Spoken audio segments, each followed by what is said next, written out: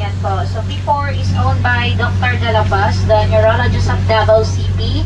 And Dalabas Island is a snorkeling area and scuba diving area. But for now, sa Dalabas Island is owned by Florendo's family na po. In our right side, so this is our famous and luxurious beach resort in Samal. Ito na po yung Pearl Farm Beach Resort. So kung familiar po kayo kina Don Solweta, Margie Moran, yung husband nila is Florendo's family po. Ayan. So if you want to overnight stay Pearl Farm Beach Resort, good for two po nila yung nasa hilltop, more or less nasa 17,000 to 18,000. Kung weekdays, kung weekend po, nasa 20 to 21,000. Yan po is Mandaya as a Samal house rather. Sa likod ng mangrove na ito, yun po ang Mandayas house nila. So good for two din po yan, more or less nasa 21 to 22,000 kung weekdays. Kung weekend po, 23 to 24,000. Ito na sa harapan po natin, itong naka-form ng head ng eagle. So ito naman po yung Samal suite nila, good for 6 rather. More or less nasa 30 to 35,000 kung weekdays, kung weekend po 40 to 45,000. Paglalagpas per package, additional kada isang tao, 7 to 8,000. Pero full board na po yan. Kasali na yung breakfast, lunch, dinner, pati yung paghatid sundo sa inyo sa Inshallah Hotel. Ayan. And while nagta-travel tayo underwater, this is a scuba diving area. This is a scuba diving area. Kasi before, sa time sa World War II, meron pong nalunod na 3 barko dito. Underwater or Japanese shipwreck po. Yes, dito sa pinagdadaanan natin. But separating pa rin po siya from Pearl Farm Beach Resort. So we need to move po para makita natin underwater ang mga shipwrecks na ito dito. Yes, separating siya pa. So dyan po yung restaurant nila. Ayan. Yung nasa gitna. So dyan po, buffet po yan. Breakfast, lunch, and dinner. So kung gusto nyo mag-overnight stay dito, kailangan 3 to 4 to 3 months kailangan mag-book kayo. Kasi wala po dire-diretso dyan na ano. Usually, lagi silang fully booked. Yes.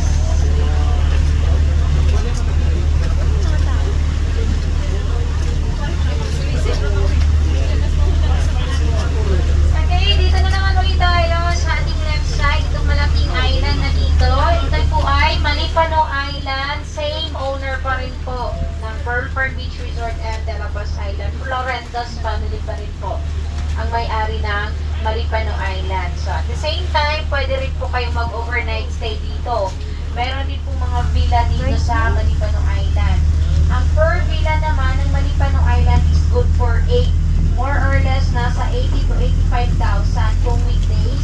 Kung weekend po, 90 to 95,000. Same pa rin, paglalagpas per package, additional kada isang tao, 7 to 8,000. Full board pa rin. Ayan. Kung makikita natin charter na nasa gitna, yung puti, yan po yung sasakyan ninyo if you want to overnight stay dito sa kanila. And of course, ito nasa harapan po natin, yung white sand area nila. Open yan siya for any occasions, for rent po ang venue. So kung mag-rent kayo a day, more or less nasa 100 to 200,000. Ang venue pa lang po yan. Yes, wala pa lahat. Venue pa lang. So this is located at Barangay Adicor, Kaputian District. So lahat ng island hopping natin, they belong to Kaputian District po tayo. Ayan. So si Samal Island, meron po itong total land area of 30,130 hectares divided sa 3 distrito. And of course, we have 46 barangays. 31 barangay is coastal area po. And of course, ang Samal, meron po kami 8 islands or islands, 9 kami kung low tide. So, ang first island ng Samal, of course, the main island, Samal Island. Yung pinuntahan natin kanina, Talikod Island. Ayan po, Dalabas Island, Malipano Island, meron kami Diaz Island, Wishing Island,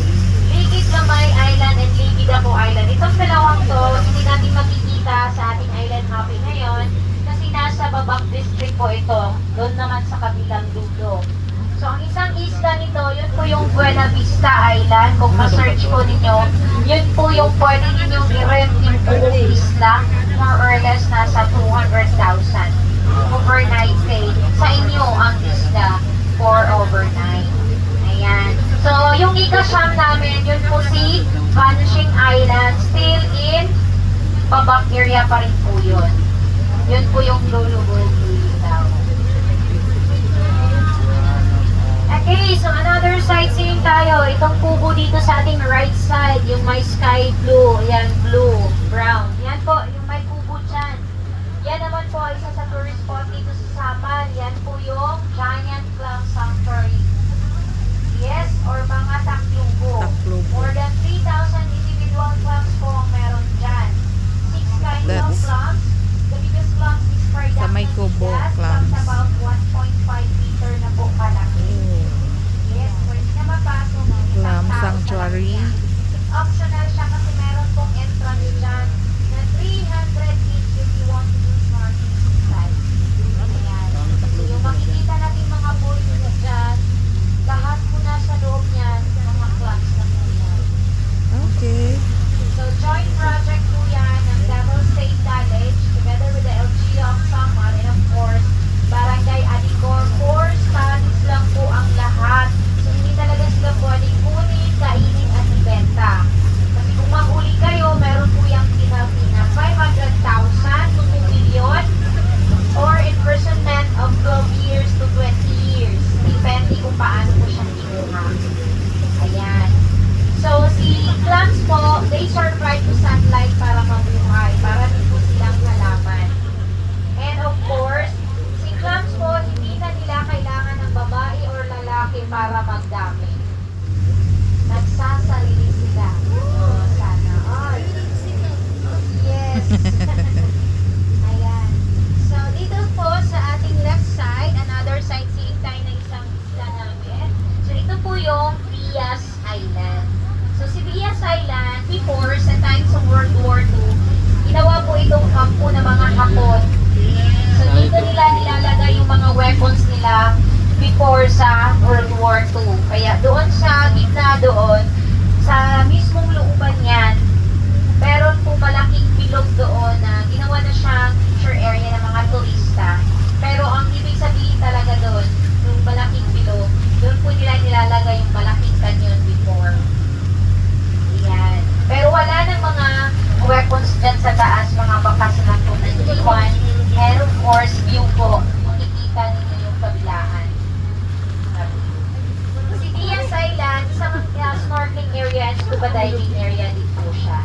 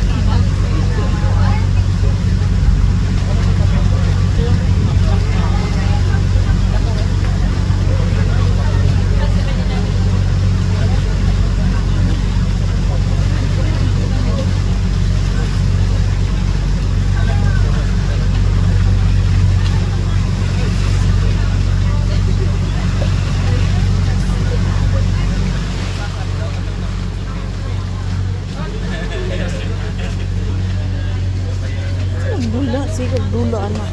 Sana pag-enjoy sa view.